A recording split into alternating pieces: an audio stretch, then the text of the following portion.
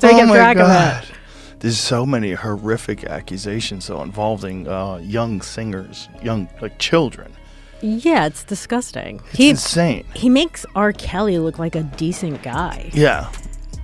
It's so crazy. It is crazy. And meanwhile, the guy was like hanging out with Oprah, hanging out with Obama, Jay-Z, everybody. R. Kelly just called out Diddy from prison, and what he said has the internet spinning. In a recorded phone call, Kelly claims Diddy took it way further than he ever did, coming from someone convicted of some of the darkest crimes in music history. That's huge. Is this a desperate deflection or a warning from someone who knows too much? Stick around because the details he drops might flip this entire case upside down.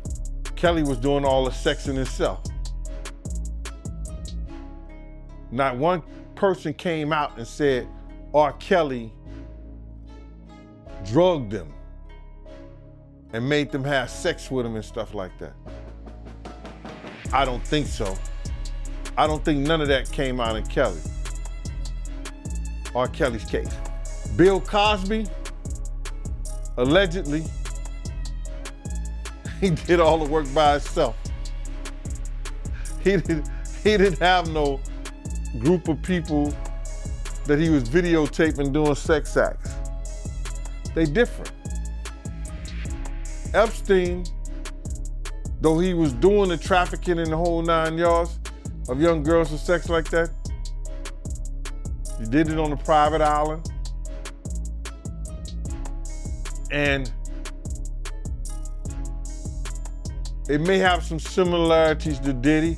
It may be that Diddy took the blueprint from Epstein, but Epstein didn't get caught with the baby oil. So that might be some similarities between him and Epstein. R. Kelly speaks up. In a turn nobody saw coming, R. Kelly has reportedly broken his silence from behind bars, and the name on his lips, Diddy. In a phone call said to be recorded during a monitored conversation with a journalist, Kelly dropped a quote that immediately caught fire online. Y'all looking at me, but Puff, he took it way further than I ever did. Get shot, though? Yeah, he's dead. Yeah. But now he's gone. Poof, gone. No one talks about it. Do you think P. Diddy is in prison waiting for the Clintons to just kill him? Do you think? Every day I'd be looking for them. I don't think the Clintons were involved with P. Diddy, do you? No, but Epstein. Was Epstein involved with P. Diddy? No, I just feel like these pedophile rings have to cross points at, at some point. The P. Diddy thing sounds like just complete unchecked depravity. Like, I don't even think he was gay. But maybe he's gay, but it seems like he's just I think you have to be a depraved. little gay. Because then he would just be but at least for like 10 minutes. he's at least bi. Well, I mean, it might just be whatever drugs are taken. Like, I don't understand it. When that whole, like, I think I had peripherally heard that P. Diddy had big parties, but I never heard of freak-offs or any, I never heard of that stuff until pretty recently. Now, before anything else, let's be clear, the audio hasn't been officially verified yet, but the quote is already being circulated by multiple blogs, Twitter accounts, and even legal insiders. Some are calling it desperate, others are calling it damning. Either way, the internet is listening. According to sources close to the call, Kelly didn't just throw out Diddy's name casually, he doubled down. He reportedly claimed Diddy was protected by bigger names and bigger money, and suggested that the real reason Diddy has lasted this long is because he knows how to play the system from the top down. You know why Puff's parties are so cool, man? Because you can't get into the party. It doesn't matter what the fuck's going on in the party. Nothing cool's going on in the party. It's a party. But you can't, for some fucking reason, at his party, you can't get into his party. So now what do you want to do? Get into that man's party and see what the fuck all the hubbub's about. So right now, I have a do not fucking enter sign on Machine Gun Kelly, man. This quote alone, regardless of motive, has opened a floodgate. On one hand, it's shocking. On the other, it makes you stop and ask, what does R. Kelly actually know? Because love him or hate him, Kelly was inside the same machine Diddy has ruled for decades. And now that he's got nothing left to lose, he might just be ready to burn it all down. Are we really quoting R. Kelly now? This is where the internet started to split. As soon as the quote went viral, the reactions came fast and messy. Some people were instantly furious. Why are we listening to this predator like he's a whistleblower? Others, though, they leaned in. With the association between Sean Carter and R. Kelly and Diddy and R. Kelly, how didn't those two men come up in the Me Too witch hunts? R. Kelly, which everyone already knew was guilty. Big guilty. Why is no one from Me Too had anything to say about the diddler? Or Jay-Z for that matter. And we all know what came from the Me Too movement, the documentaries about Harvey Weinstein and surviving R. Kelly, which was spearheaded by Dream Hampton, who has been a pet of Sean Carter for many years. And I know he funded it. Jay-Z's been very quiet lately. He's quieter than what do a you think about church mouse pissing on cotton. One user on X said, "I'm not defending R. Kelly, but if he is saying Diddy went too far, we need to pay attention."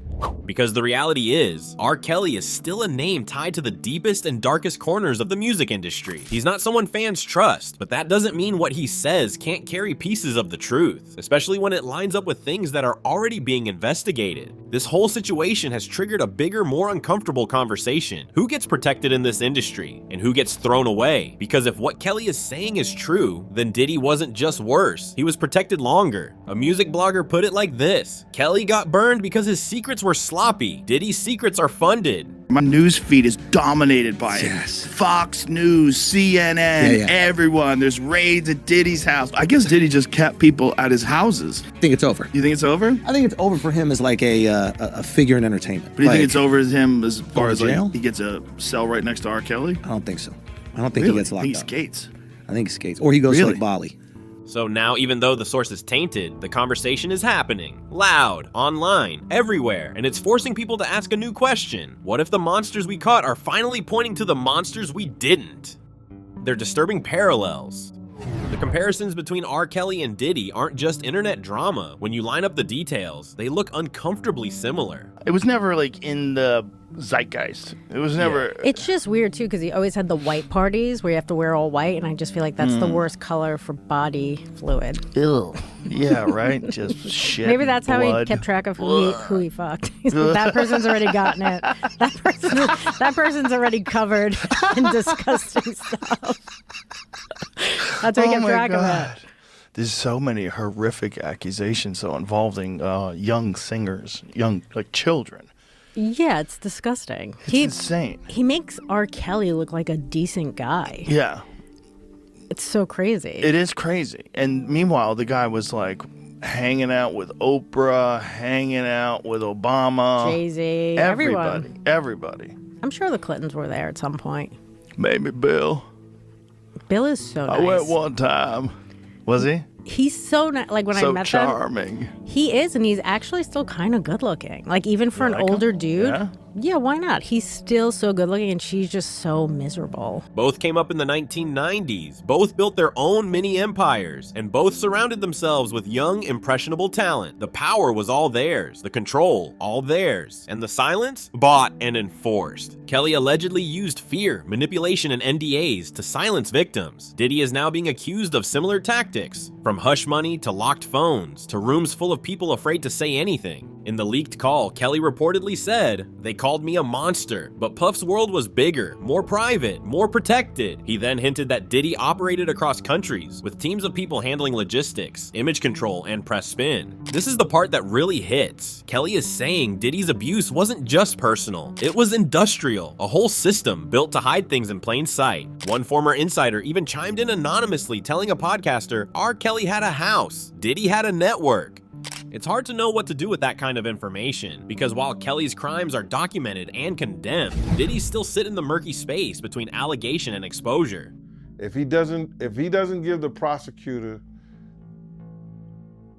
something that's bigger and better than him, he gonna spend a natural life in jail.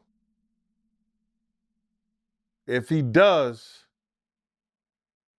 he'll do 15 to 20 years. And still be about 70 years before he come out. That's what it looks like to me.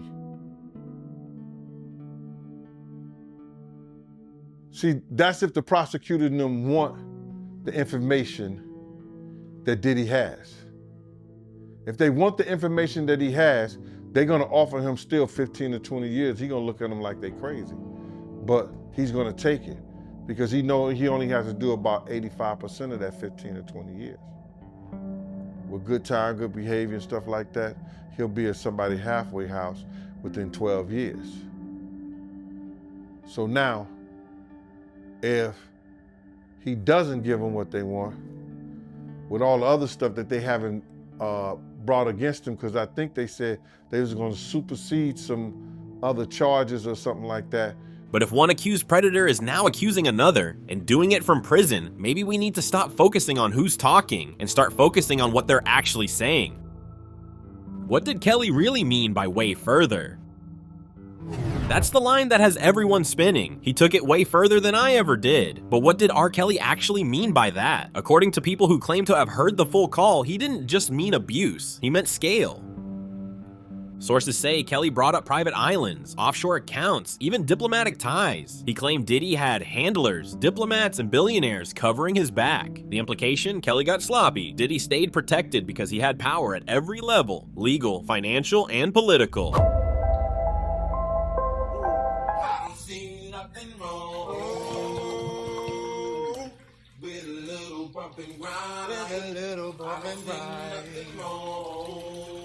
Baby.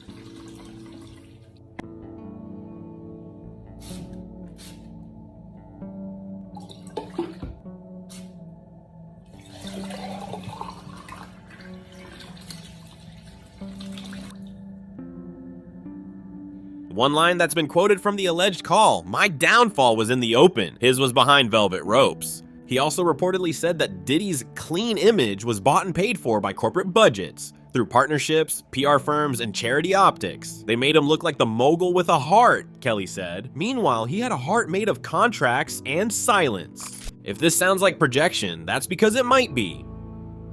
But it also might be a rare moment of brutal honesty from someone with nothing left to lose.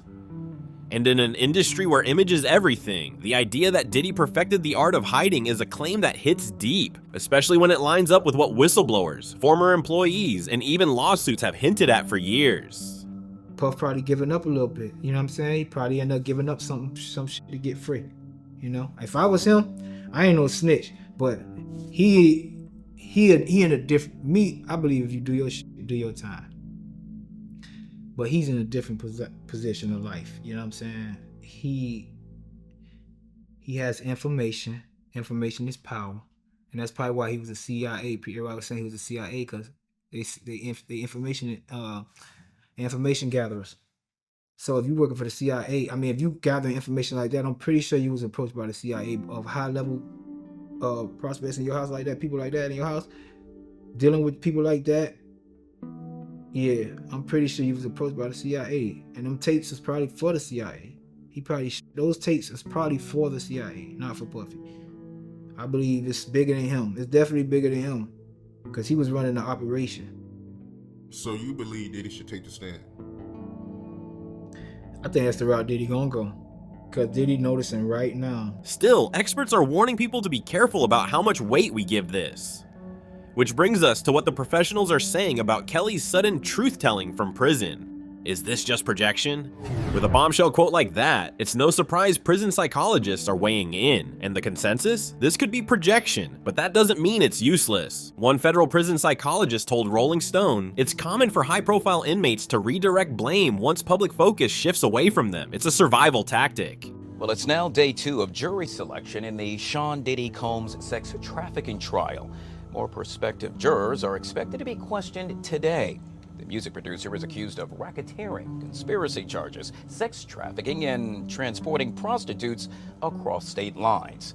If convicted of all charges, Diddy could face a maximum life sentence. Joining us now to discuss all this and so much more is Madeline Somerville, national trial attorney, right here on the Live Zone. Good to see you, Madeline. Welcome to the show. Good to see you too. Thank you so much for having me. All right, we got a lot to jump into. In this case, it's all things surrounding Diddy and what happened in the courtroom thus far and what's happening right now. We know that lawyers previously said that they plan to question as many as 150 potential jurors, with each questionnaire lasting some 20 to 30 minutes. Madeline, is that standard? I'd say it's pretty standard. Usually how it's done is they take a big group all together. And in the morning before lunch, they'll have a whole bunch of yes or no questions where people will raise their paddle like people have seen on TV. And then after lunch, they'll have follow-ups with each individual based upon the answers to their questions from before. Basically, when someone like R. Kelly sees another name getting heat, there's an instinct to jump on that moment, not just for relevance, but to shift perception, to say, I wasn't the only one. In fact, I wasn't even the worst. Another psychologist put it more bluntly, guilty men want company.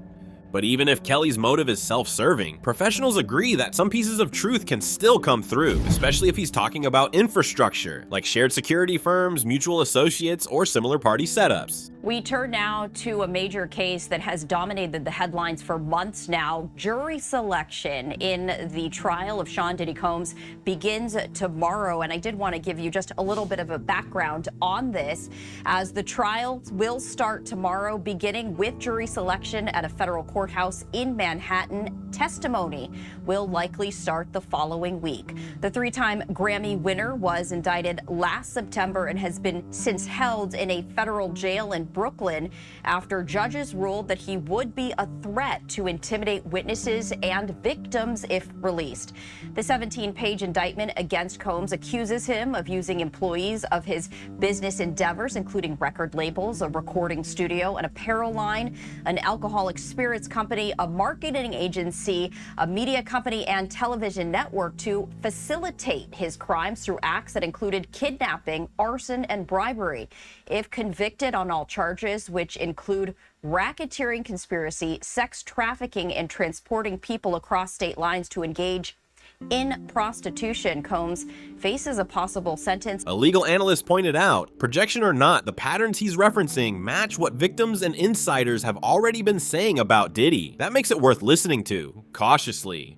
So while this isn't a redemption arc for R. Kelly, it might be something else entirely. A keyhole into a bigger story. A clue from someone who lived inside the machine and finally decided to start talking. And if federal agents are paying attention to this call, it means it might matter more than anyone expected. Major developments tonight involving the case against Sean Diddy Combs, what he decided in court today, and what this now means, the move coming just 4 days before his trial is set to begin. Here's Aaron Katursky. Tonight, Sean Combs makes it official. He's rejecting the government's offer to plead guilty and spare himself the possibility of a prolonged term in prison. When asked if he turned down the offer, Combs answered, "Yes, I do, Your Honor," as he stood in a baggy beige jail uniform. Terms were not disclosed, but prosecutors did say a plea could result in a shorter sentence for Combs than if he's convicted. The decision guarantees Combs will face trial beginning just 4 days from now that will test whether one of music's most prolific figures used his power, wealth, and fame to sexually exploit both women and men for decades. Combs has pleaded not guilty to racketeering, conspiracy, sex trafficking, and transportation to engage in prostitution charges that accused him of coercing alleged victims into prolonged, drug-fueled sexual activity that he called freak-offs and threatening them into silence. At trial, Combs will ditch the jail garb and wear ordinary clothes, as his lawyers argue the evidence shows consenting adults being intimate in their own way. Jury selection begins Monday. David, prospective jurors have already started answering written questions. If Combs is convicted, he faces what could amount to a life sentence. David? Aaron Katursky, who's following this case for us. Aaron, thank you. Federal agents reportedly taking note. Here's the part that takes this from tabloid chaos to potential courtroom relevance. Sources close to the investigation say that federal agents are not brushing off R. Kelly's comments. In fact, they're reportedly looking into whether any of what he said connects to real, provable connections. And that starts with shared staff. While Kelly's credibility is obviously in the dirt, feds aren't looking at his morality. They're looking at his access. People forget that during the early 2000s, R. Kelly and Diddy were both top-tier, black card level, untouchable music moguls. They shared stylists, security teams, lawyers, even tour personnel. Oh, absolutely. He should wear his street clothes and not a jail uniform. That's, again, exactly like you said, humanizing him. It's a chance for them to see him as a person and not as a criminal, because as we all know, you are innocent until proven guilty here. And so he should wear the clothes of an innocent person until he's been proven otherwise. Yeah, we've all heard the term guilty by association. In this case, I'm referring to a number of the other A-list celebrities and the names that may very well come up within that courtroom. In addition to the questions about the history of sexual assault, jurors were given a list of people and places related to Combs. The names included Michael B. Jordan, Kid Cudi, Cassie, Michelle Williams, Mike Myers. I can go on and on. I got to tell you, Madeline, if I happen to be one of those A-list celebrities, I want my name out of this. I most certainly would too. I would definitely not want my name included. And simply because their names will come up doesn't mean that they'll have to be at the trial. Now, it's possible that they will be. And things can change on a dime in a criminal trial. People can show up that weren't on a witness list because sometimes you have to establish credibility. And when you need to do that, you can call in a surprise witness, and that could happen. But you never want a witness to be there who doesn't want to be there. So hopefully for both sides' sake, everyone who testifies will want to be there. It's always difficult to have to subpoena someone. One unsealed document from a prior investigation reportedly shows both Kelly and Diddy using the same private event firm for discreet client services. That's not nothing.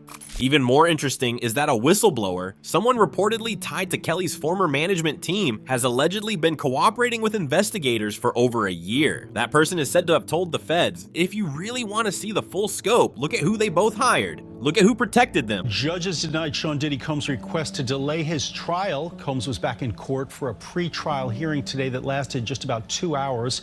Alice Gaynor was there and has more on the judge's rulings.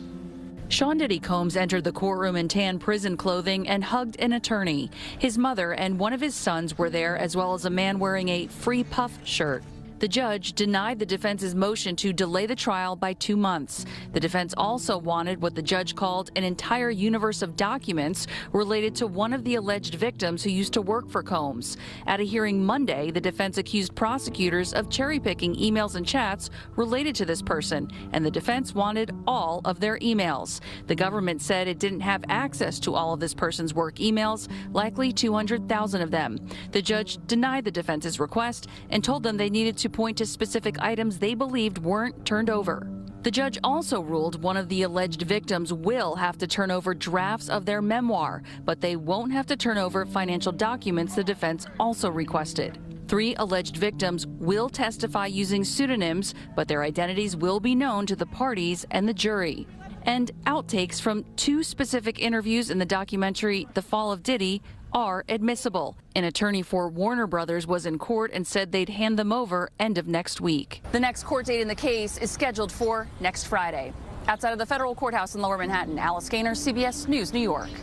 And opening statements in the trial is set for May 12th. Combs has pleaded not guilty. And that's what makes this moment so serious. The authorities aren't banking on R. Kelly as a star witness. They're using his claims to trace connections, because if the same names pop up under both Diddy and Kelly's empires, it builds a pattern, a network of enablers who might have kept more than one predator protected. So while Kelly's prison phone rant might sound messy to the feds, it could be the thread that starts unraveling something much, much bigger. The Predator Olympics. The internet did what the internet does and turned the chaos into content. Almost instantly, platforms like TikTok, X, formerly Twitter, and YouTube lit up with reactions to the R. Kelly quote. One viral tweet summed up the collective shock. When R. Kelly calls you out, you know you've reached a different level of scandal.